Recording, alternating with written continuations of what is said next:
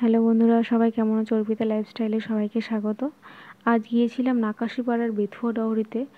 আর এটা বেথুয়া ডহরির ফরেস্টের পাশের একটি চায়ের দোকানে। এখানে আমি বসেছিলাম। এখানে আমার মাঝে মাঝে আসা হয়, খাওয়া দাওয়া করা হয়, রেস্ট করা হয়। তো দোকানটা সত্যি এতটা ফেমাস, শুধু এটা নয়, আশেপাশে আরও কয়েকটা দোকান আছে। তো দেখো, এখানে কিছু আগাছা দেখতে পাচ্ছ, এটা ফরেস্টের পাঁচিলেরা উপরে জমে থাকা আগাছা।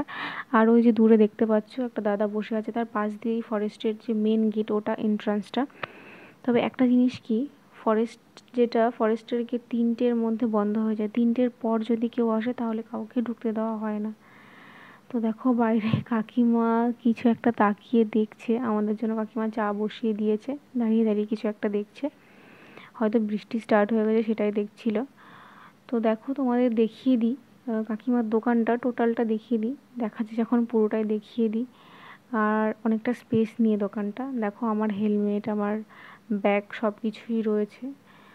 আর এদিকে দেখো দাদা, আইসক্রিম দাদাও চলে এসেছে। বাইরে বৃষ্টি শুরু হয়ে গেছে বলে দেখো বাইরে ওয়েদারটা এতটা সুন্দর হয়ে গেছে। তোমরা জানো রিসেন্ট এতটাই গরম পড়েছে যে বলার মতন না, এত তাপদাহ চলছে। আর তার মধ্যে এত সুন্দর ওয়েদার হয়ে গেছে।